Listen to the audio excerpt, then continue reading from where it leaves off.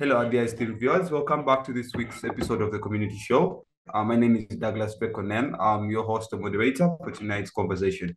Tonight, we are discussing the suspension of AGOA, that is African Growth Opportunity Act, which is to enable very many eligible African countries who are part of the AGOA to go ahead and send their goods to the United States. So AGOA grants were exports from qualifying countries like Uganda, Guinea, who also faced the suspension, were granted duty-free access to the United States market. So a few days ago, the President of the United States of America, His Excellency Joe Biden, suspended, among other countries, Uganda from the AGOA grants that was granted to some African countries.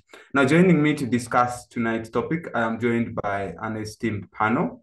The panel is joined by Mr. Musinguzi GoodLuck. Mr. Musinguzi GoodLuck, you are most welcome. Right next to Mr. Musinguzi GoodLuck, we are joined by Ms. Nalukwago Naswirah. Ms. Nalukwago Naswirah is a humanitarian, social worker, and an agricultural practitioner dealing in goat farming. Thank you very much. Right next to Ms. Naswirah, we are joined by Ms. Akankunda Allen. Mr. Akankunda Allen is a team leader at Empower Youth Uganda. So quickly, I will just get to you, the panelists, to say hello to the viewers, and we can begin the conversation. Allow me start by welcoming Mr. GoodLuck to go ahead and say hello, and then I can get to the other panelists and begin the conversation. Mr. GoodLuck, you're most welcome. Good afternoon, our viewers. I'm happy to be part of this discussion. Greetings out there, and we hope that everything is fine. And those who are not feeling well, we pray that everything will be fine. Thank you very much. Thank you very much, Mr. GoodLuck. We're very happy and thrilled to have you here. Let's listen in from Ms. Naswirah Nalukwago to go ahead and say hello to the esteemed viewers. Most welcome. Yeah, thank you so much. Good afternoon, dear listeners. And on behalf of my smallholder farmers, my name is Nalukwago Naswirah from Western Uganda. I'm really thrilled to be on the platform, and may we have a fruitful discussion for the betterment of our country. Thank you so much. Thank you. Thank you. Looking forward to having a fruitful discussion with you as well. Last but not least, let's listen in from Ms. Akankunda Allen. Thank you so much, Honorable Drake Douglas. Good afternoon, everyone. I am Akankunda Allen, and I'm so humbled to be part of the panelists today. Hopefully, this discussion would be fruitful. All right. Thank you very much, Mr. Akankunda. Let's just begin the discussion. I'm just going to give a quick overview of what AGOA is. The AGOA project in Uganda began or was launched in the year 2000. And AGOA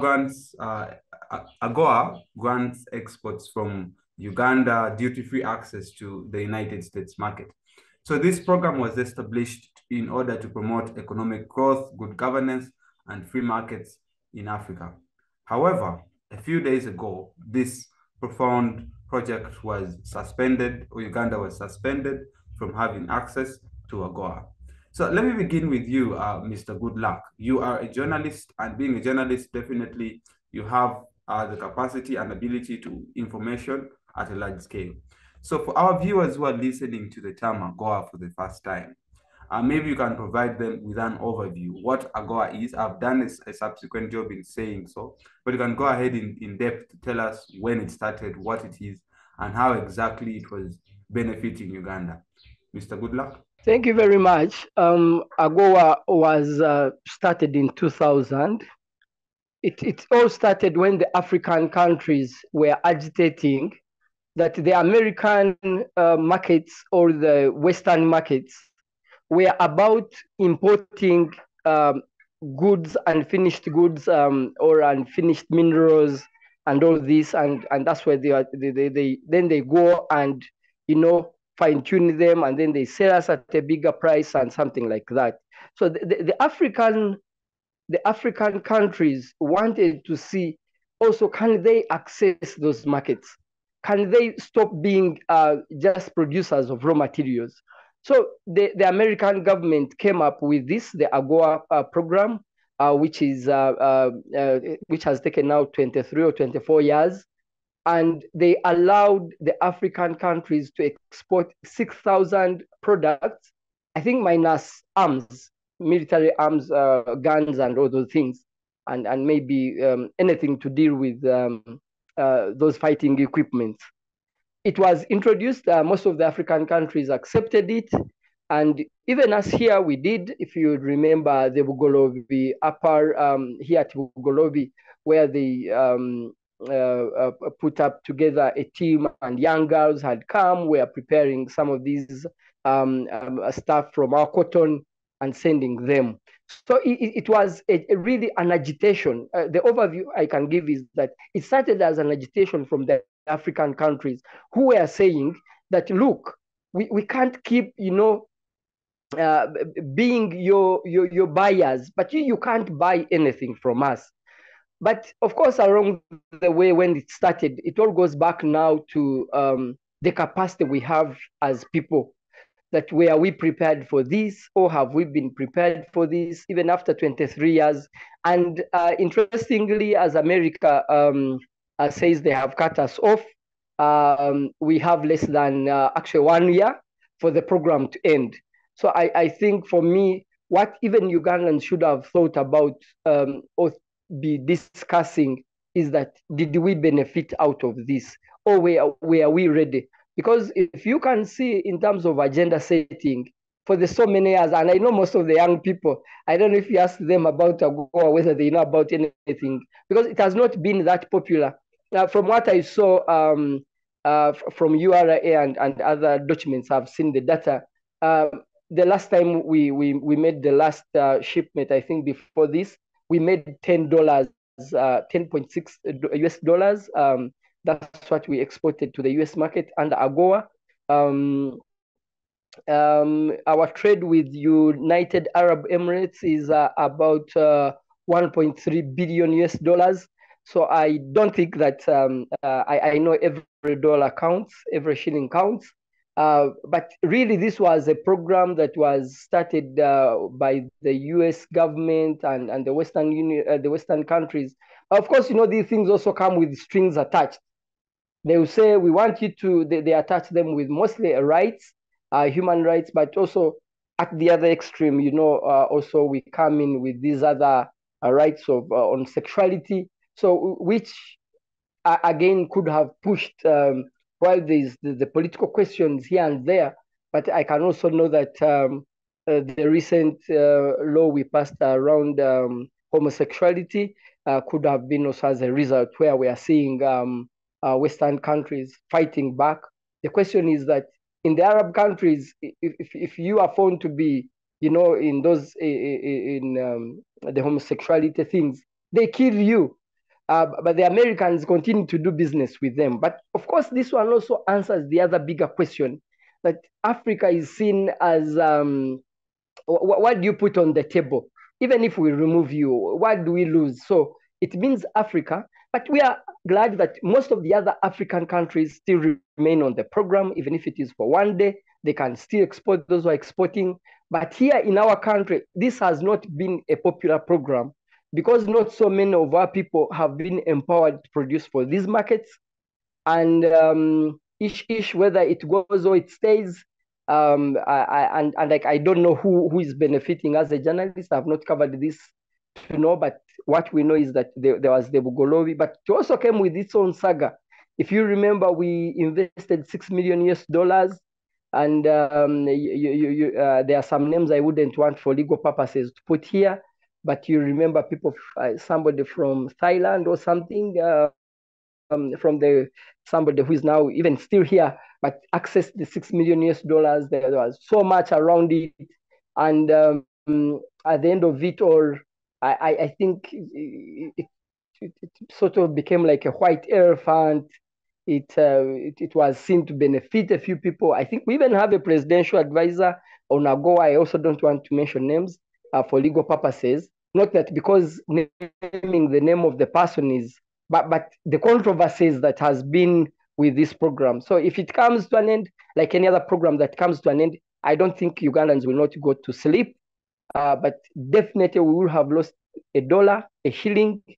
But for me, we can now also look at the other discussion that should always follow. So is that why do we wait to discuss these things when they are ending?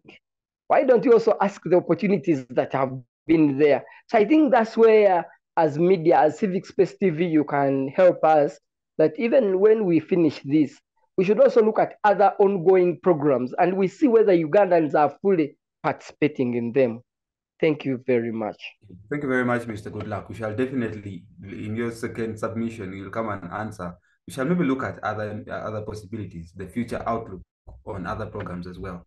But let me listen in from Miss Nalukwago. When you listen to the submission of my brother, Mr. Musinguzi GoodLuck, he first of all articulates on the overview of when AGOA was launched, but also he highlights the fact that this program, however much they have been putting billions of US dollars into our economy, the impact hasn't been felt. But we shall get to that later as to the effect that it will have on the farmers, whether the impact has been felt or not, but we shall discuss later on into detail. Let us now first discuss the cause of the suspension. Among many reasons, the President of the United States highlights the fact that Uganda is being suspended from AGOA because it is not in conformity with the universal principles of human rights. Now, kindly come and discuss for us, in your view, why was AGOA suspended in Uganda, and what are some of the reasons that could lead that led to its suspension?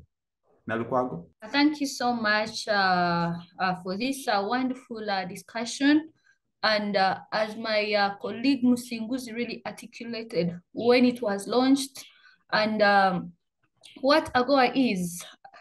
For example, according to the new vision that was written by Aloysius Kasuma, the United States articulates it that Uganda's government has really failed to observe human rights, and we have even failed to do the democratic progress in our way of governance. When we really see it is not only Uganda, even Niger, even Gabon have really been suspended from AGOA. Then, to my understanding, the United States of government, they really have their own hidden agendas that we really don't know. And because we in Uganda, human rights is really not really violated the way they really take it to that point. And to me, I really think it is the issue of the homosexuality that really Uganda failed to really allow those things into our country. That's why AGOA was suspended. Then to my understanding, on behalf of my fellow little farmers, the smallholder farmers, the suspension of AGOA is really a good opportunity for us, because you see from when it was launched from 2000 till now, majority of the people that are benefiting into this, they are really what we call either the blockers or the people that are dealing in marketing. But we, the smallholder farmers, we are not really benefiting into this. But on the other hand, AGOA also had some benefits of boosting our economic growth, also promoted our economic and political reforms. And we even have that improved USA economic relations in the region. So to me, I really think that the suspension of AGOA is even attached to the way you see how the movement of forcing us to allow the African culture of a man to a man, a woman to a woman, so that they push us on the wall, and then we allow this homosexuality, so that we are favored by the US government. Then on a good note, this is an eye opener. In our Nyankole, they say, COVID was a really good opportunity for us, Uganda and all African countries, to really see, hey, anything can happen at any time. Then the topic now should be, how are we overcoming this challenge? What opportunities are there so that when this door is closed, can we really look at a window? Yes, AGOA is gone. Can we look at a window that can help us do our own work as Africa? So my submission would be encouraging all Ugandans, all smallholder farmers, all medium and largeholder farmers, that this is an opportunity. We are ready for it, and we will also provide very suitable and good alternatives towards this. I beg to submit my friend. Over to you. Yeah, thank you. That has been a very powerful submission. And you highlight the fact that among the reasons as to why they suspend the AGOA grants or support to Uganda is on grounds of us standing, or the president and the parliament standing firm on the anti-homosexuality law that was passed. And I think it's also an eye-opener for many African countries as well, but also to Uganda to continue doing what they believe in. I think it's important, however, that is now why we're having this discussion, the impact it's having on farmers, the impact it's going to have on traders, among others. Now, let me bring in Miss Akankunda Allen. Mr. Akankunda Allen, the submissions of Mr. GoodLuck and Miss Naswirah lead us to the conversation of how farmers and traders, first of all, benefited from AGOA. After you discussing how farmers have benefited from AGOA, now we discuss how this suspension is particularly going to affect them. Allen? Thank you so much, Douglas, for this wonderful question. So AGOA, as other previous speakers have discussed, AGOA has been so beneficial to Ugandan traders and farmers. It's been instrumental in facilitating Uganda's exports to the US market, particularly agricultural products such as coffee, tea, fish, and textiles have been exported, and this has boosted Uganda's economic development. However, most of the Ugandan traders and farmers have not benefited, as Mr. Leonard has said. Most of them are not aware of even what AGOA is. But for those who have benefited, it's been helpful for them to access the international markets.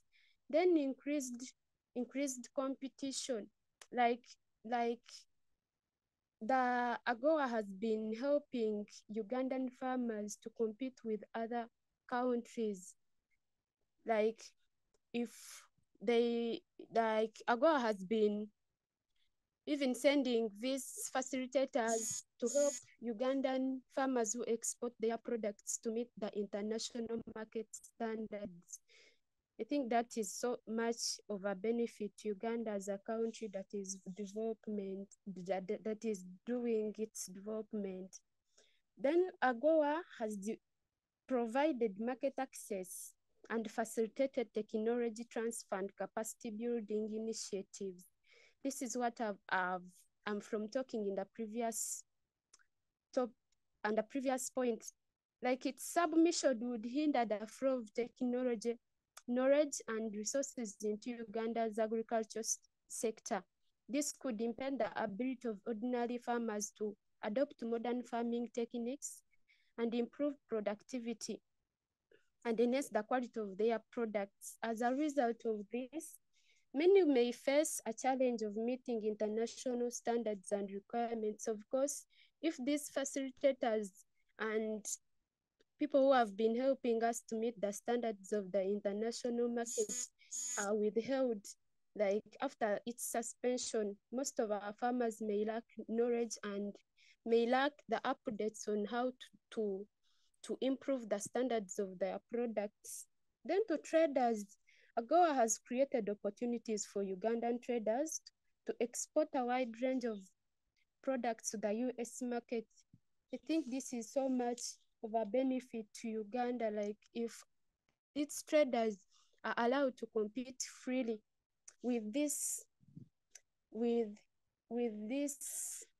the tax-free, like, if they are allowed to to participate with duty-free access to US market. I think it's so much of a benefit to them and to Uganda as a country. However, to me, however much we are seeing the benefits of AGOA to these traders and farmers, its suspension is a blessing in a disguise. This is what I mean. I've been looking at the suspension of AGOA as in, I've been taking it as in when you're living with an aggressive providing boyfriend. He provides, he brings food at the table, but he's so aggressive, and even when the food is brought, like he eats 3/4 of the food. And I don't think that boyfriend is worth living with. Before you divorce him and get free, you may starve at the start, but it may give you, and it may be an eye opener for you to strive and start to depend and survive on your own, other than living with a rich, aggressive boyfriend who will one time kill you or do any harm to you. To me, this suspension will affect Ugandans in these initial stages. But if we wake up and we know that we can survive on our own, it's an independent country that is blessed with resources, minerals like oil, gold. We can boost our agricultural sector and cooperate with the African countries, this regional cooperation, the East African community, because in Western Uganda, Abanyankole said that omuzugu kwarwanisa ow'ekika kyawe nabaye arwanisa ekika kyona. So meaning that if an enemy attacks a clansman, he has attacked the whole clan. So even these African countries that have not, that where AGOA has not been suspended yet, should not be so much happy and excited, because the enemy is at the door, that we should wake up. We should all of us wake up as a clan and fight, join hands to fight and survive on our own, not depending on other countries. I submit to you.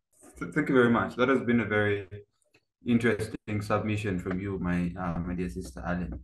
Let's now get back to Mr. Musinguzi GoodLuck. The conversation has ranged from the overview of what AGOA is, the reason for the suspension of AGOA from Uganda, but then now we are discussing the impact this suspension has on farmers and traders. I'd like to get your view as well, Mr. Musinguzi GoodLuck. You have a very good foundation of what AGOA is. This was launched in the year 2000, and very many young people, our young audience, would possibly also not understand this. Now, relate this on the impact that this suspension is greatly going to have on farmers and on farmers and traders, but also you tell us that how this suspension is going to affect Ugandan exports to the United States. Mr. GoodLuck. Thank you very much. Section 2 of AGOA covers vegetable products. It comprises of chapters 6 to 14. If you read about it, it talks about on vegetable products.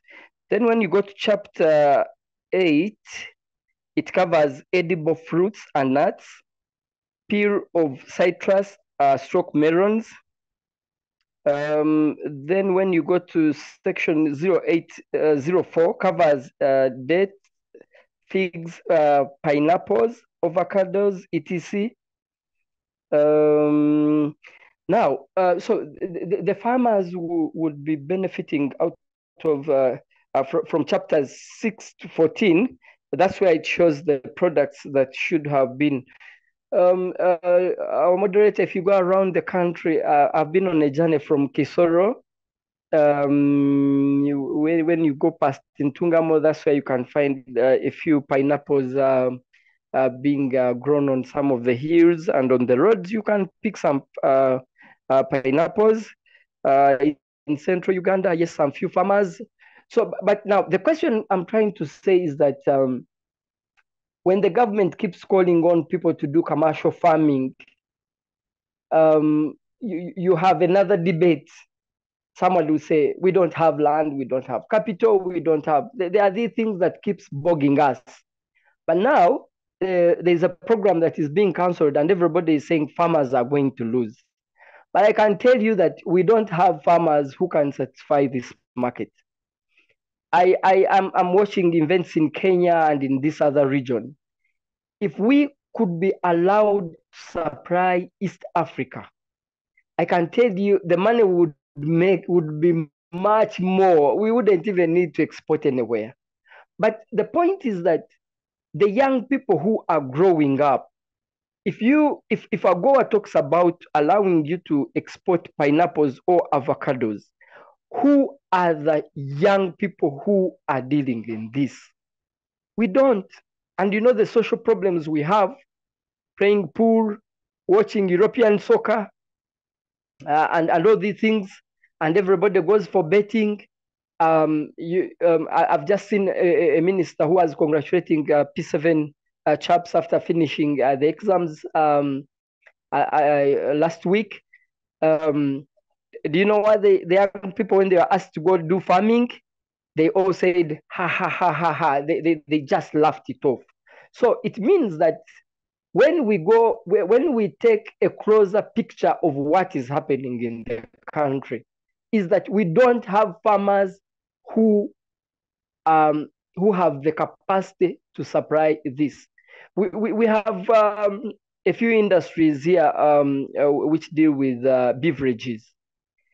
And I can tell you, I have covered stories where I have seen some companies go as far as Congo to look for passion fruits, pineapples. They go in all these countries in order to make sure that their machines keep running.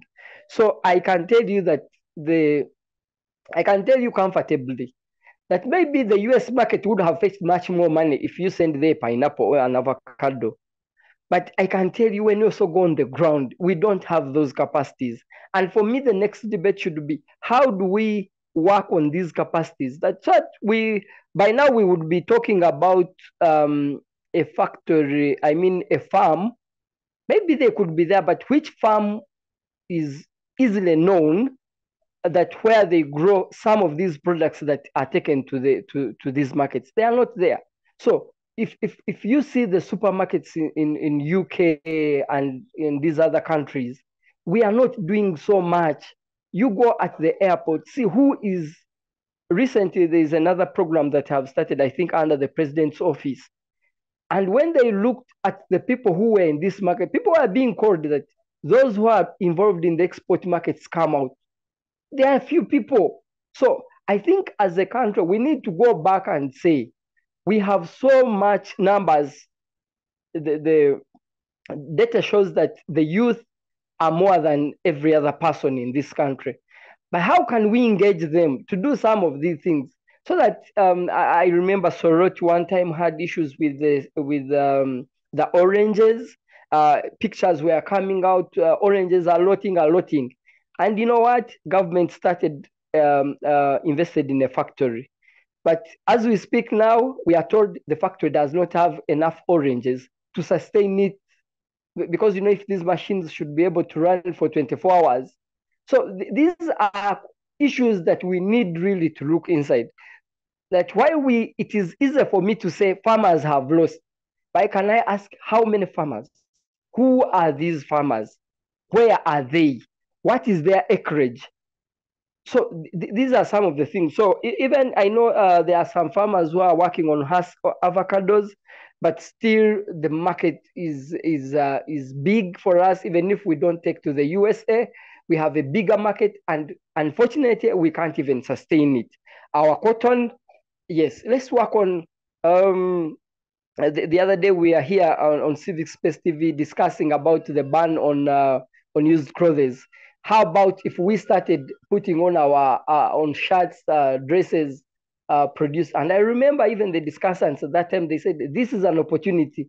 Let's ban the used clothes. Let it be an opportunity for our cotton and maybe the young people now start doing designs.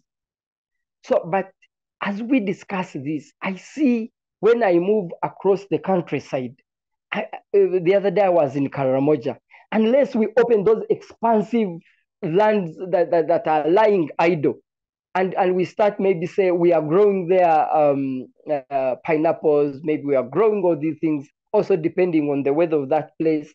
I mean, I saw Pastor Kayanja, what he's doing with the sorghum and the maize. This year, they are going to open up 40,000 hectares where they think that that food should be able really to make Karamoja feed, and maybe Karamoja will start feeding. So for me, I think if we go back to the discussions that are on, when the president says, let's promote the 4-acre model, do this, do that, do that. Who is doing it? Everybody in the politics world, everybody says that one is impossible.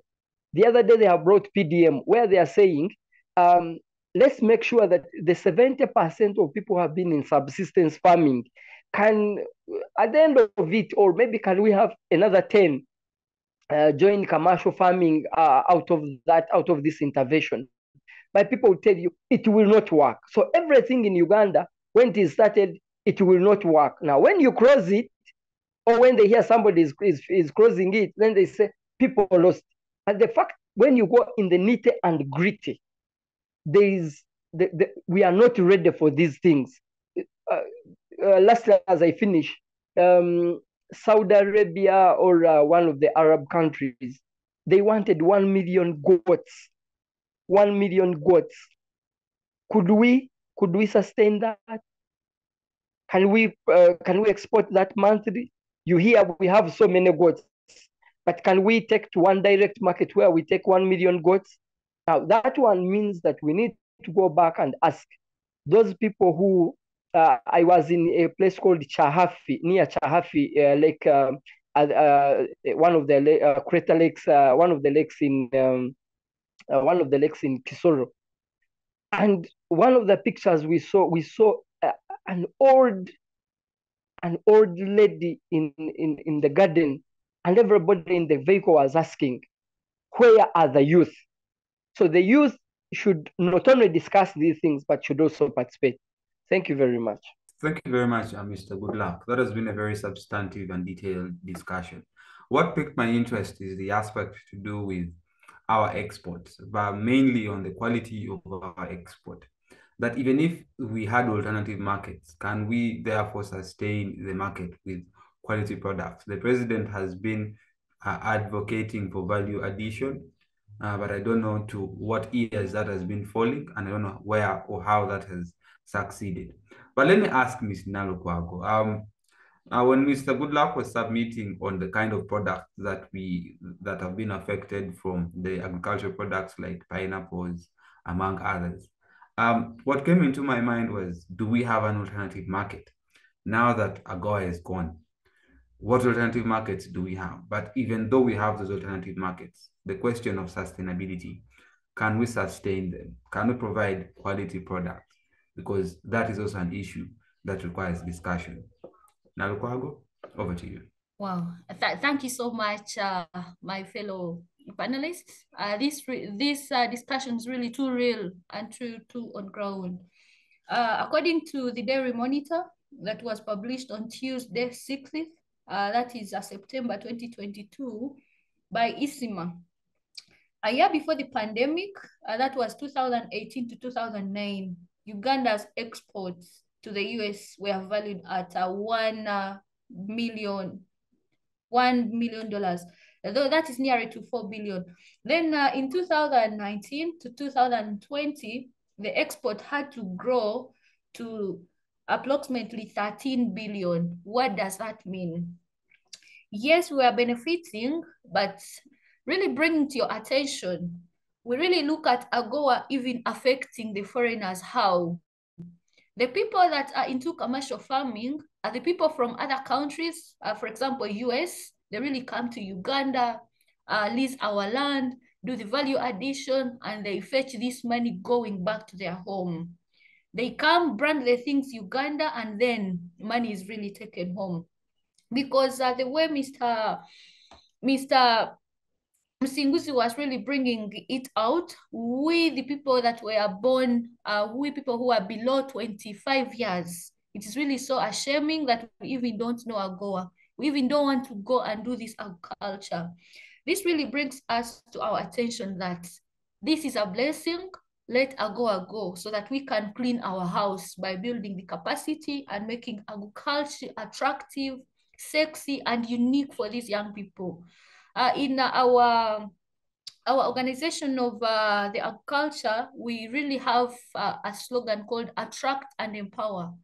Attract the young people to come into the agriculture in a very creative and innovative way. You empower them with resources. Also give us the land that you give to these foreigners. Give us the land free of charge because we cannot access it. Can we also have the tax holidays as young people so that we are empowered, we are attracted in our culture, we are empowered to give you results? It is really to a large extent that AGOA has affected farmers and the Ugandan community in a negative way. How? One, we have scarcity of our own food. For example, when you go to deep in Isinjiro, where I come from, the big matoke is for export. There is that one person who came with their money. They paid off the whole banana plantation that even if you have a problem, you cannot cut that banana plantation because you had to lease it out to the other big person with money. So, and really, it is really creating scarcity of our own food, nutrition issues because the big fruits, the good dirty is really taken for exports. Come to these estates of the tea estates of Igara. It is so surprising that the farmers that really bring this coffee, do you know what they drink? It is really so ashamed that they don't even take the first class tea because it is going to the US. So this is really bringing to our attention that yes, we are now going to get our own food, have access to it. Then the increase for competition, the way my sister has really articulated it, I think about I with who cannot really earn $2 a day. I'm competing with the US market. What does it mean? A good avocado has avocado. I cannot afford it because the price tag on it is only afforded by that person with money, or it is really taken for export. So this is really going to bring that balance that we can also even access our food. Then this is in our saying, they set it for tats. If the US embassy is saying that, hey, to hell with AGOA in Uganda, we also give them that one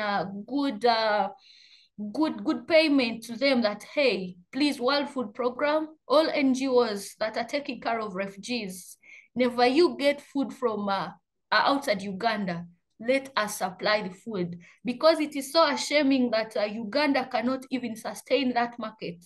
For example, in the Nachivara refugee settlement, food is even brought from abroad or from Kenya and Tanzania to feed the refugees.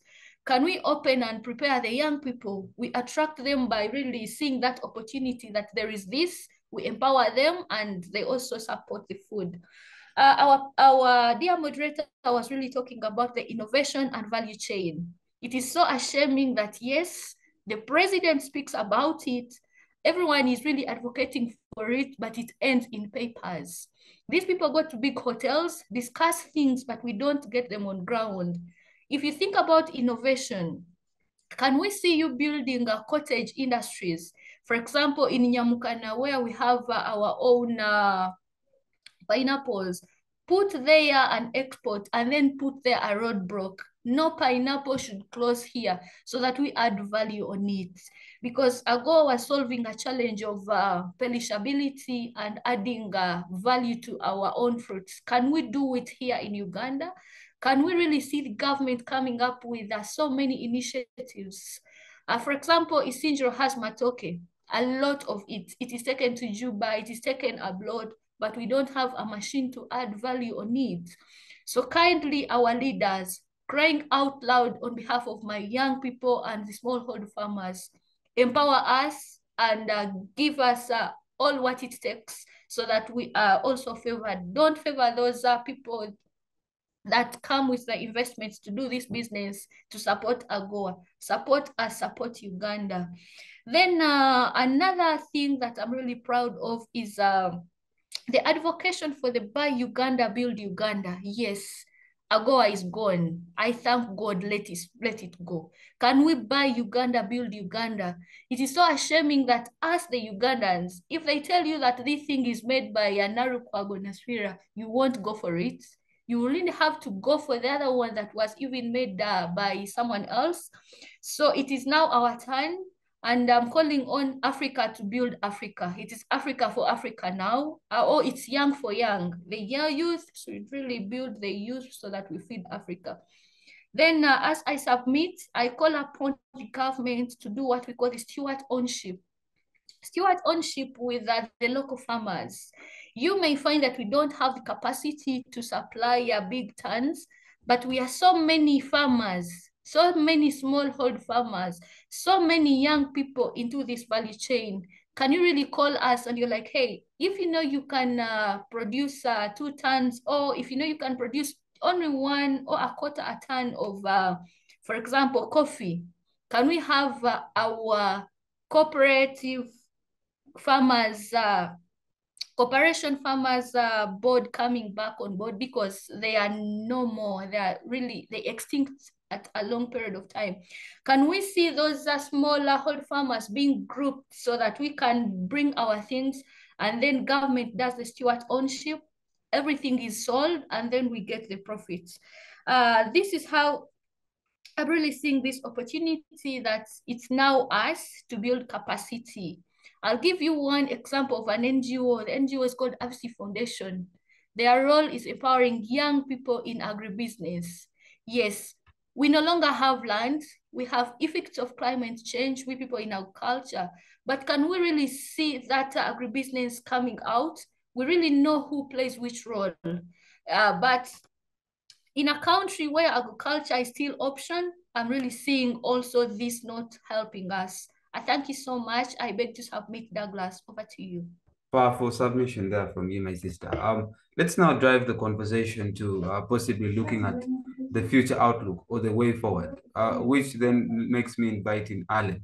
Allen, what can the young people do to first of all pique interest in agriculture, but also to improve quality of products that we produce? Allen, over to you. Allow me first comment on the economic background of Uganda, that we most of the times should base on to know that Uganda as a country can manage this situation that is alarming.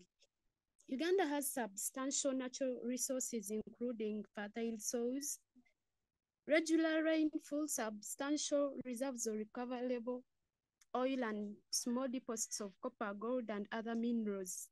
Agriculture being one of the powering sectors of its economy, which employs 72% of the workforce. The youth should embrace this as a blessing and know that as Ugandans, we are blessed. It's like having a rich household, but when you are looking at the neighbors and waiting for what they've cooked, you cannot be having such a blessing or be blessed with such natural resources in your country, and you still cry for what other countries are giving you, and which is not even worth. So I encourage youth, before crying that AGOA is gone, before blaming that the government did not embrace did not embrace homosexuality, before they cry over everything, they should know that we are resources ourselves, and we've got what it takes to be developed and to take Uganda to the next level without being helped by people who want to squeeze what they want from us. Yeah, Ugandans should focus on diversifying its export markets This is the government.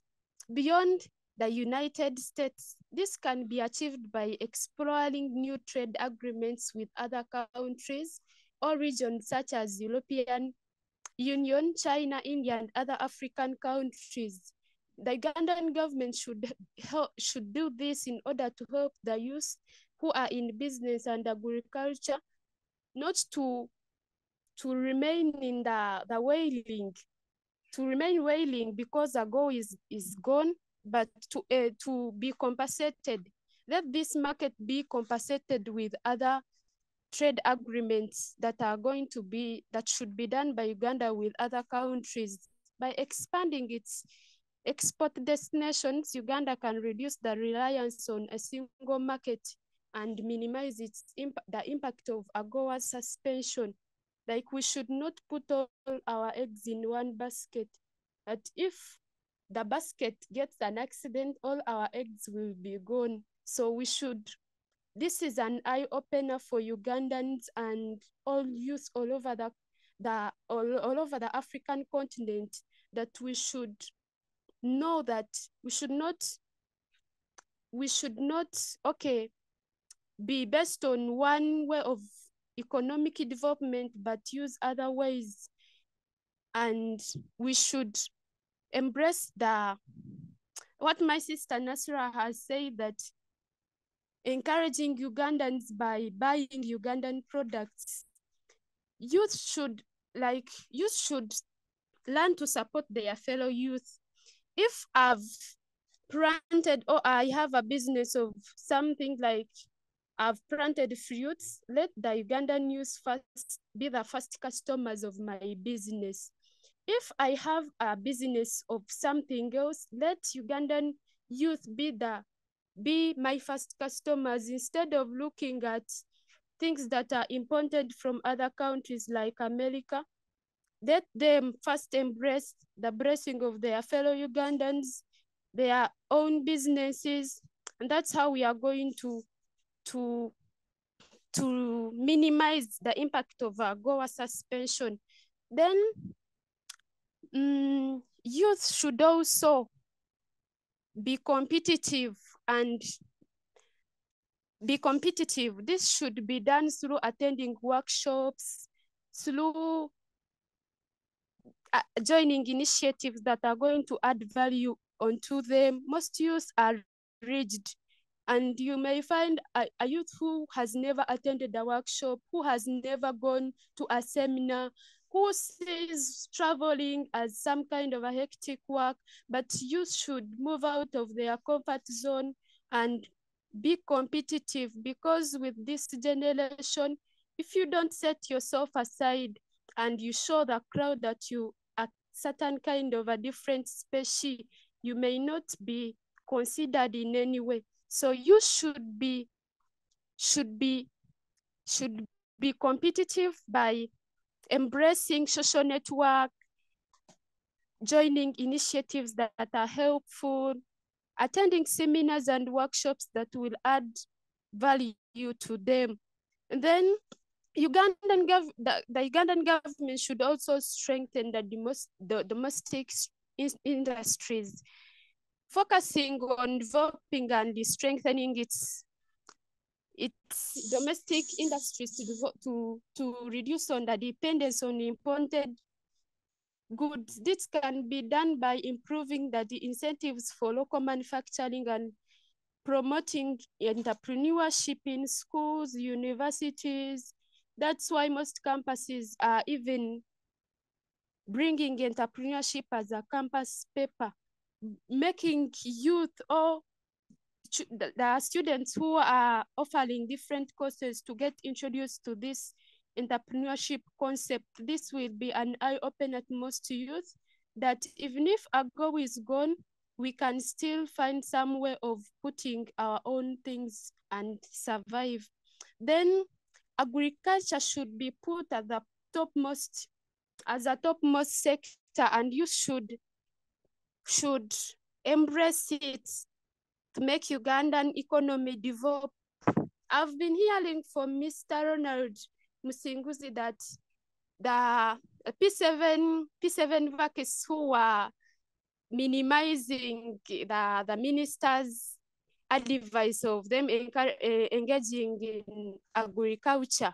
This is a mindset that is built in most Ugandans since childhood, that those who do agriculture are poor, those who do agriculture are those who are in failed lives. But I think this should be taught even in schools, and this mindset should be changed, that agriculture can be done by everyone, we can do agriculture, whether we are educated, whether we are youth, whether you old.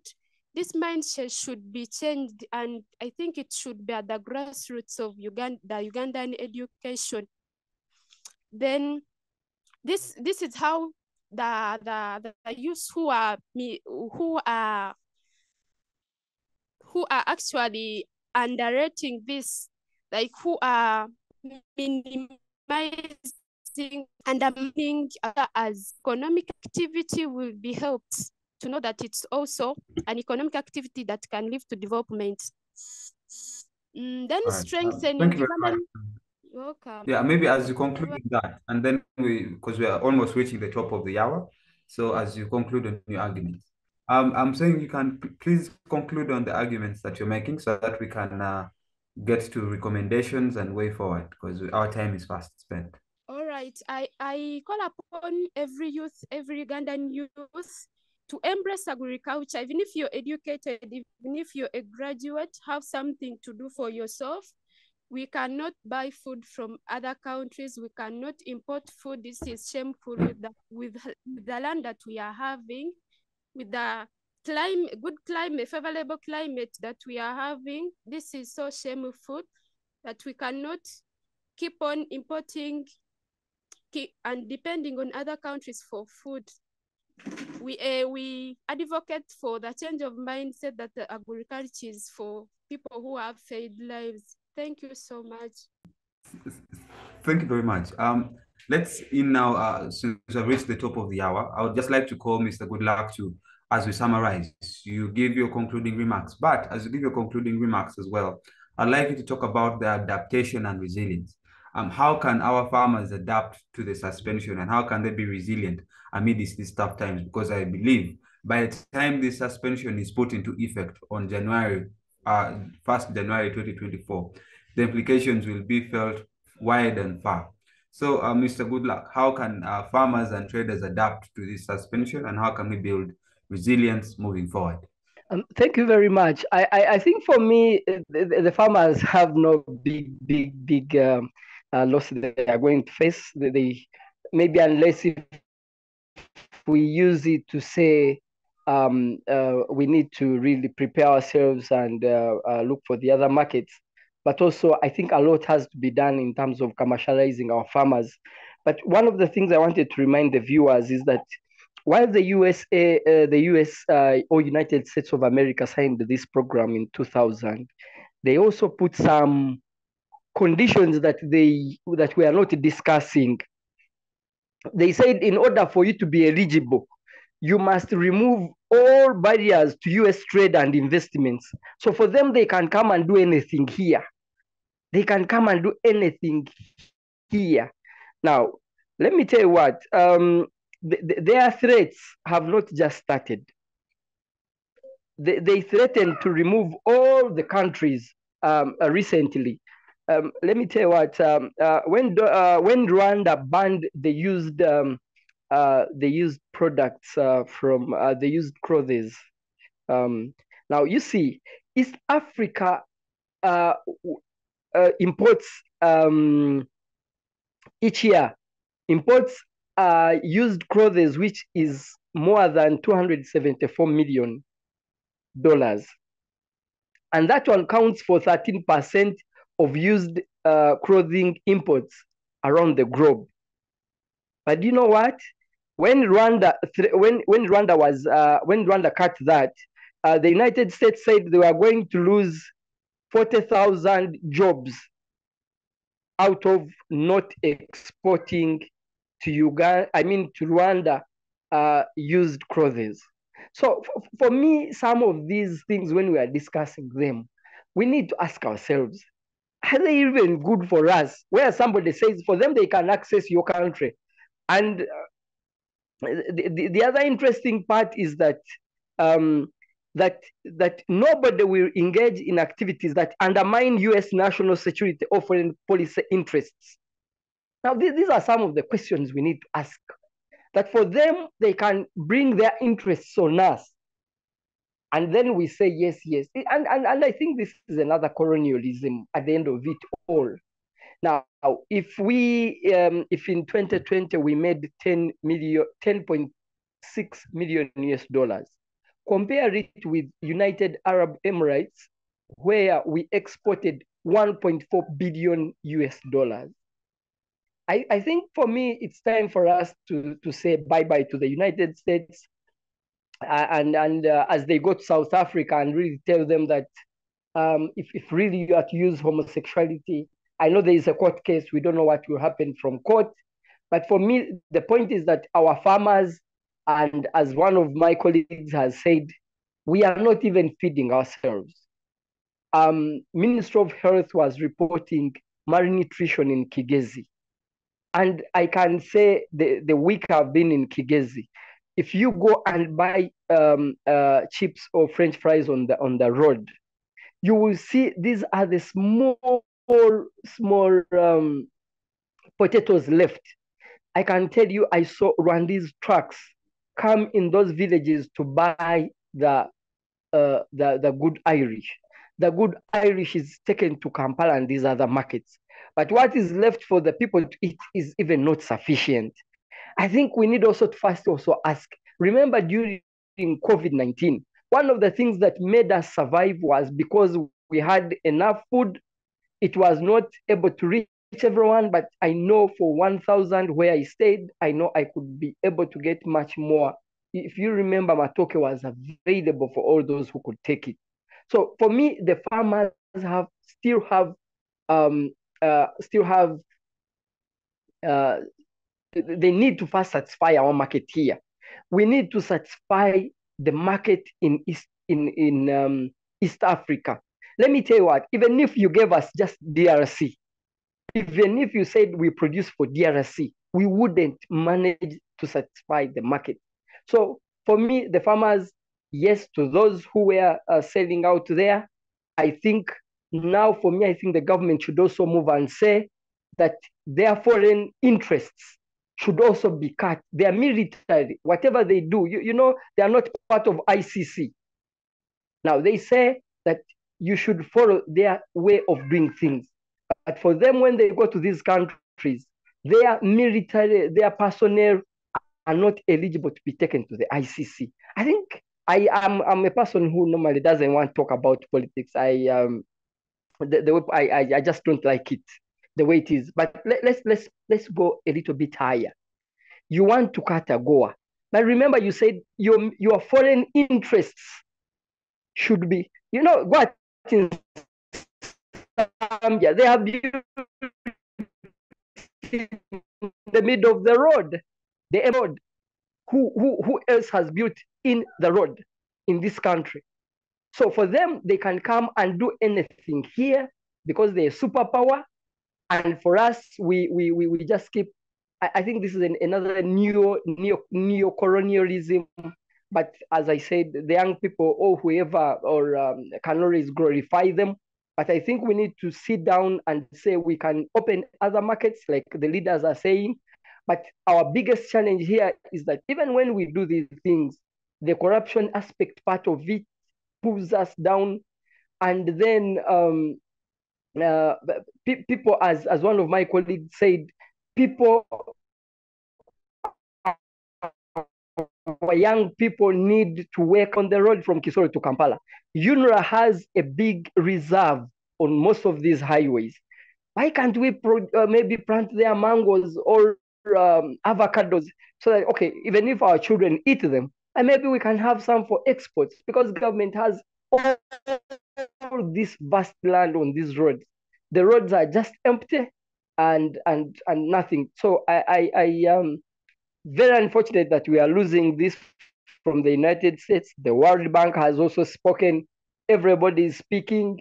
The question is, should we not have our moral values? Should we? I have been to South Africa. South Africa, when you look at the data, has been the most beneficiary, followed by Angola, by Nigeria. What Nigeria exported to the US, 1.4 billion US dollars, Uganda exported it to the United Arab Emirates. What? When you put on a balance, what did we lose? We have not lost. Thank you very much. Thank you very much, Mr. Goodluck. That has been a very detailed submission.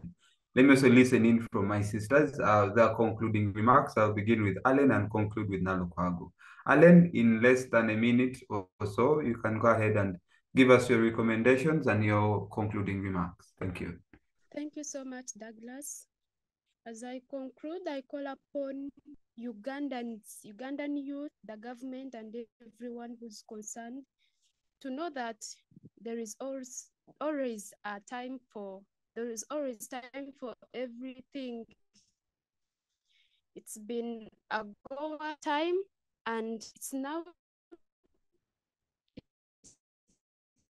time to be success. Therefore, to call upon everyone who's a Ugandan to stand fast in hope and working hard in initiating for what will take our country further without the help or without the support of AGOA.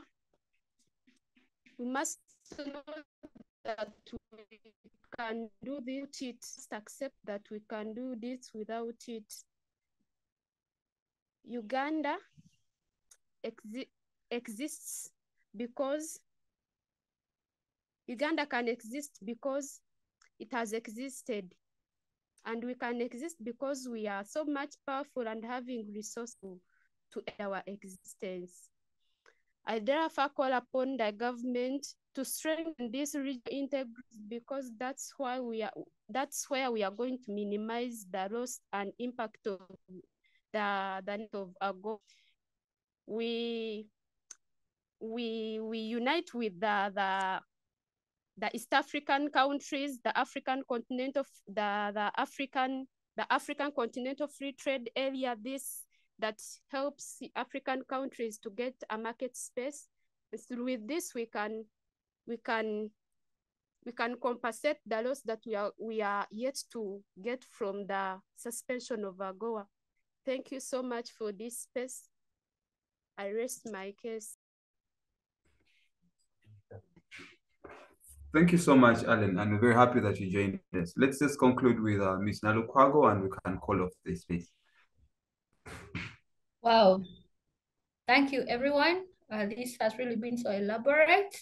But in my concluding remarks, I'm really being so honest to everyone listening to this, that we as young people, we are not only refusing to go to agriculture, we are even not really saying that there are no opportunities, but we no longer have land. Every piece of land was really sold by our parents to take care of us as paying for school fees. Government, provide us land. Church and mosques, give us the land that you have so that we give you food.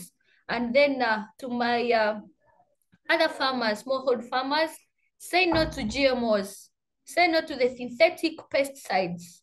And the Ministry of Agriculture and the Ministry of Education kindly embrace agribusiness and agripreneurship as a compulsory subject in our country so that we learn from a lower age. I'm concluding by saying that currently I'm developing a curriculum called the Learn as You Earn model that I'm developing for the Uganda Red Cross Society. We are really using it as a sample. How can we really train these young people in school through our youth links in schools and clubs? Can we see these young people come up with an initiative of growing something with an interest of making money? If it works out well, we will roll it out to each and every club in our branches.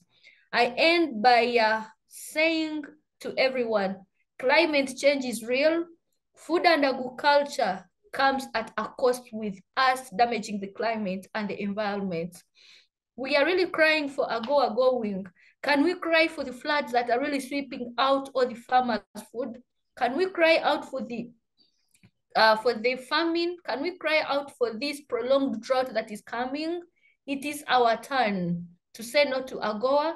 We protect our environment. We really think of innovative and the green climate change activities that we can do. We produce food, clean food that does not harm the environment.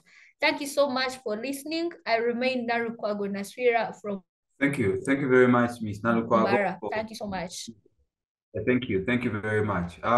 Thank you very much to Mr. GoodLuck Musinguzi Ronald, to Ms. Akankunda, and then lastly, Ms. Nalukwago Naswirah. It's been a wonderful discussion having you all on board. I hope we preach the message of independence. I hope we preach the message of spreading love for agriculture among young people, but also we need to improve on the quality of the products that we produce. Tonight has been a wonderful discussion. We have been discussing the suspension of the AGOA and its implications it has on farmers and traders.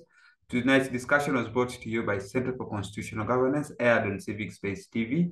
I remain your moderator, Douglas Drake. See you again next week, same time, same place. Bye-bye. Take care.